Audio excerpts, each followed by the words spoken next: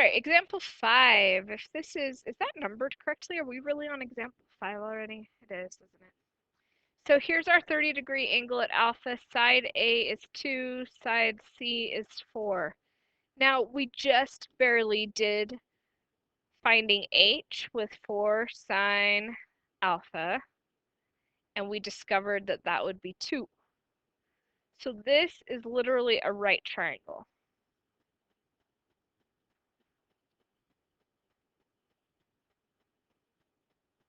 Does that make sense that that's a right triangle because the height is the same as the side that was given? So even though my original picture looks like this, we can assume that it would look like that instead because it's exactly what the height would be. Okay, let's go ahead and use law of sines and solve this. Now, didn't we just solve a problem at the beginning of all these notes using just SOHCAHTOA stuff? I want you to see that we can go ahead and use law of sines if we want to. So I'm going to do sine of 30 over 2 equals sine of gamma over 4. So I'm using sine of alpha over A equals sine of gamma over 4. Why am I using alpha and gamma?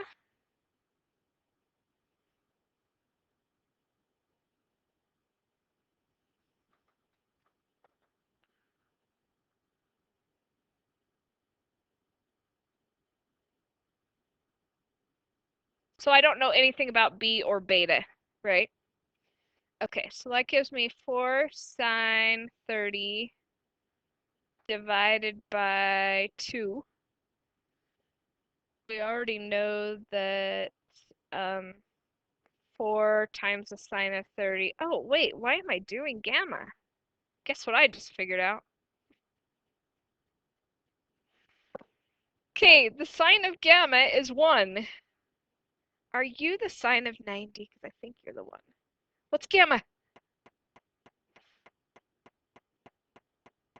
We already knew that. I don't know why I bothered trying to find it, because we already knew that. So that was kind of pointless. Okay. We already totally know that beta is 60. How come? Because 90 minus 30 is 60. Because we already knew that this was a 90-degree triangle.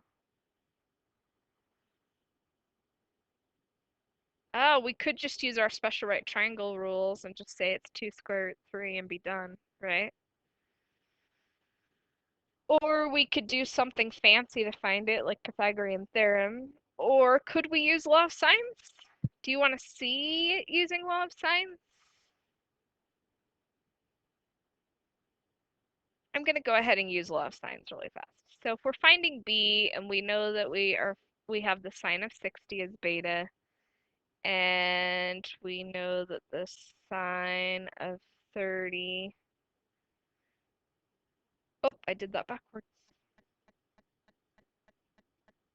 So 2 over sine of 30. So then I cross multiply. So B would be 2 sine 60 divided sine of 30. Go ahead and put that in a calculator like you would just normally do.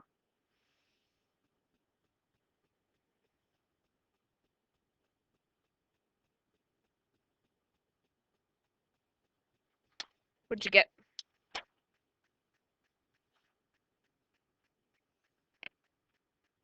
3.46?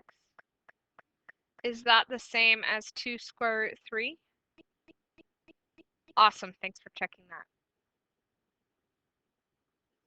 So I guess my whole point in going through that was to show you that you really can just use law of sines, even if it's a right triangle. So like if you're involved in the problem and you're like, ooh, this is a law of sines problem, you forget, oh, I could still do it the way we did the other problem at the beginning of class instead. It's going to work either way.